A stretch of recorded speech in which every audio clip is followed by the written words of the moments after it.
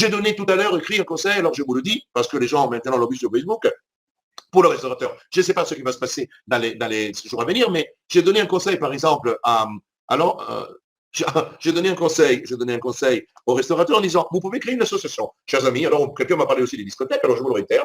Juridiquement parlant, les établissements recevant du public, ce sont des établissements dans lesquels toute personne de l'extérieur peut accéder.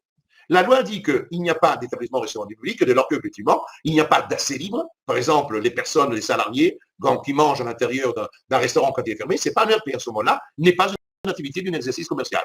Or, l'association avec ses adhérents, vous pouvez parfaitement créer une association, la mettre dans l'intérieur des locaux du restaurant, et à ce moment-là, les personnes qui mangent, qui peuvent être des clients, mais ils signent, ils deviennent adhérents de l'association, ils payent une cotisation, même en euros symboliques, et à ce moment-là, les gens qui mangent ne sont pas en train de manger dans le restaurant, ils sont en train de manger en tant que repas de l'association.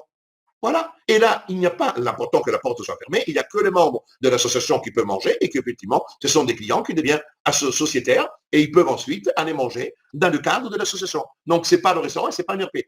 Il y a ERP à partir du moment qu'il y a accès au public, sous quelque forme que ce soit, invitation, ouverture, etc.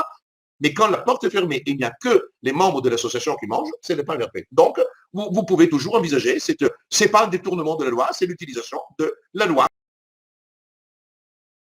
La loi, c'est l'utilisation du droit pour aller, je dirais parfois, contourner les choses, parce qu'effectivement, c'est un interdit complètement absurde. Et au lieu d'ouvrir comme à Nice, en prenant le risque de vous faire massacrer, les mêmes personnes assises, ça avait été membre adhérent, qui êtes-vous? Je suis membre adhérent de l'association des gourmands de Nice. Très bien, l'association des gourmands de Nice, est en train de prendre le repas, mais la porte doit être fermée. C'est un point très important. Il n'est pas de libre accès. Ça veut dire que la chalandise, s'il y a un contrôle, on ouvre la porte. Pourquoi vous êtes en train de manger ici, vous n'êtes pas fermé? Non, je suis fermé. Là, vous voyez, c'est l'association des gourmands de Nice qui est en train de manger. Vous êtes tous sur oui, voilà notre adhésion à l'association. Nous l'avons payé et on nous a fait un récépissé de l'association. Voilà, chers amis, voilà une belle idée que je vous donne, mais pas simplement pour le restaurateur, je le donne aussi pour les gymnases. Parce que les gymnases, au lieu, c'est pas ça. Ne confondez pas la carte d'un club et la création d'une association. Les gymnases créent une association, pareil, pour les centres d'entraînement, et il n'y a que les personnes qui sont les membres qui ont adhéré qui peuvent participer. Parce qu'effectivement, ce n'est pas un ERP. Donc, vous pouvez le faire. C'est comme si vous venez chez moi et on s'amuse à la maison.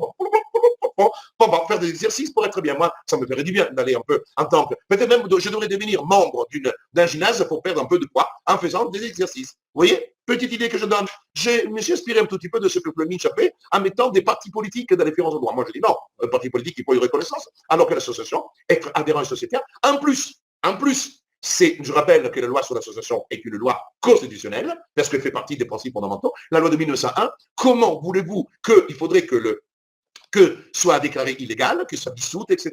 Vous imaginez le temps. Donc, chers amis, une association, loi 1901, elle est protégée parce qu'on a le droit en France, si vous ne faites pas une association. Or, une association des gourmands de la rue de la Boétie, l'association des gourmands d'Agen, l'association des gourmands de Limoges, l'association des mangeurs du Havre, eh bien, vous pouvez les créer, chers amis. On n'aura jamais eu autant d'associations qui peuvent être créées pour faire fonctionner le public. Ce sont des idées, mais des idées, vous voyez. Bon, je l'avais pensé avant, maintenant, ce n'est pas une incitation à violer la loi, parce que moi, je ne demande pas de la violer. Je vous demande d'utiliser et je vous conseille de faire, je vous demande rien du tout. Je peux vous conseiller de faire cela. Et après, si vous avez besoin d'aide, réaction de là, mais il faut être adhérent, parce que j'ai fait beaucoup de cadeaux à tout le monde et nous sommes les plus actifs sur le marché du droit. Donc, en état des choses, vous voyez qu'on est vraiment dans la pratique.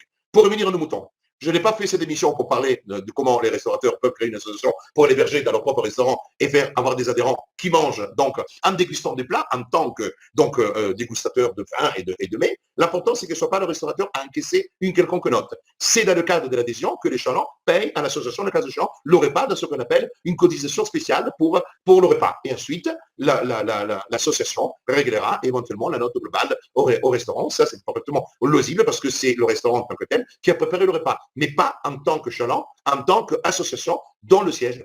Je reviens à mon bouton. Alors, merci beaucoup, chers amis. Merci pour tous les cœurs que vous m'envoyez là et tous les remerciements dans le chat parce que je les entrevois. Les pouces vers le haut, ça me plaît beaucoup plus que le pouce vers le bas. Donc, le pouce vers le bas, vous savez, hein, c'était pour couper. Pouce vers le haut, on reste en vie. C'est positif.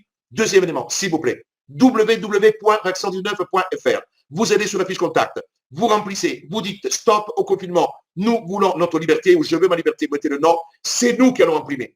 Nous n'avez pas imprimé, vous n'avez pas besoin de faire quoi que ce soit, c'est numérique sur le site. Fiche contact www.rexon19.fr. Je vous tiendrai informé du nombre de personnes qui ont envoyé.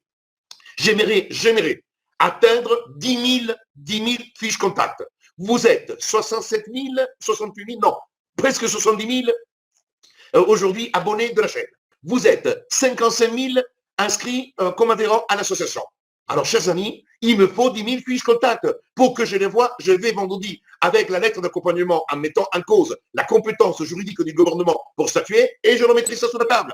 J'enverrai peut-être même un huissier avec une signification de tous celles et ceux qui ont dit non au confinement. Donc, j'y tiens. C'est quelque chose d'important. C'est une manière de proactif. Et d'ailleurs, je ferai un communiqué de presse avec le nombre de personnes ayant écrit cela, afin que même la presse soit informée du nombre de personnes qui ont notifié stop au confinement au président de la République.